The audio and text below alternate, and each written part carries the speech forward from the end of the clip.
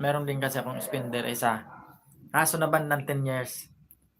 Napilitan tuloy akong ibigay yung pangalawa kong account. Binigay ko sa kanya para hindi lang mawala yung spender ko. Binigay ko sa kanya eh.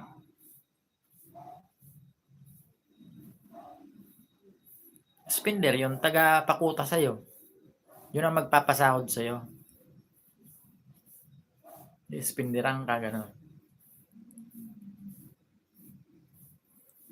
Halimbawa, kinukuta mo yung 2K, 4K, yan. Siya magpapakuta nun. Siya yung magbibigay sa'yo ng, ng blessing. Yun.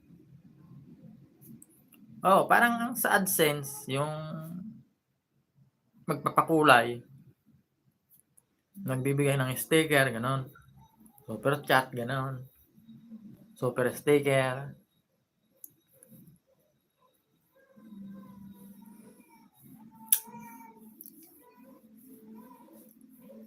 Spender, taga-palipad.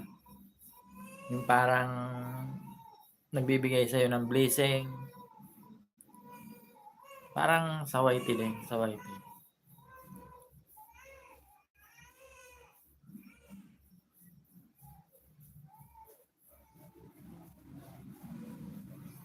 Tapos sabihan mo ako para pumasok ka sa live ko para mapasok kita.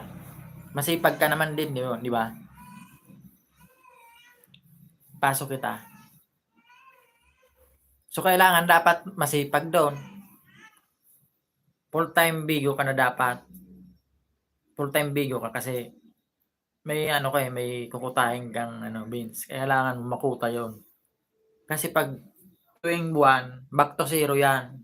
Lilinisin ang data mo ni Bigo. Oo, mayroon ako doon agency. Kailangan may agency ka doon.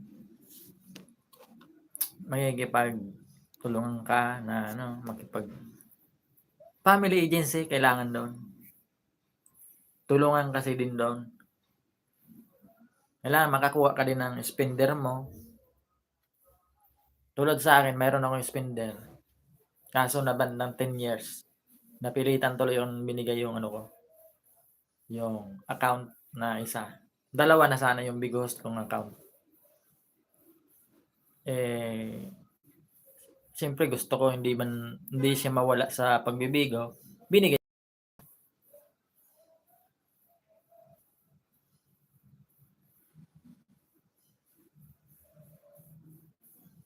So kailangan talaga magsisikap ka talaga. I-challenge mo yung sarili mo para makabawi yung pang wifi mo, gano'n. Sasahod kang isang buwan, kailangan mong sumahod. Kasi hindi mo mababawi yung gastos mo sa wifi.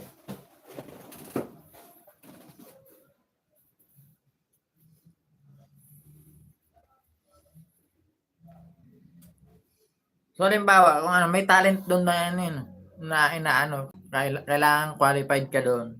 Ano ba yung talent na ihaharap mo doon kung makasakali na maging big host ka?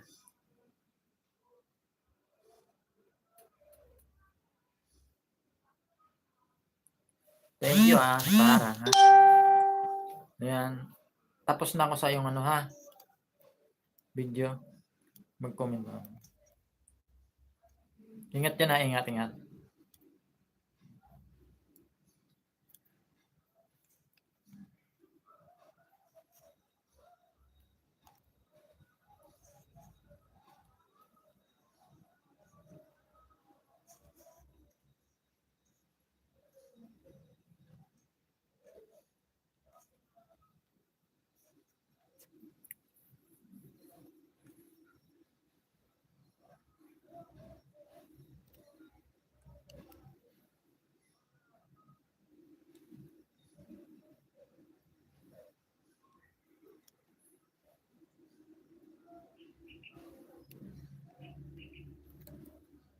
Hansang.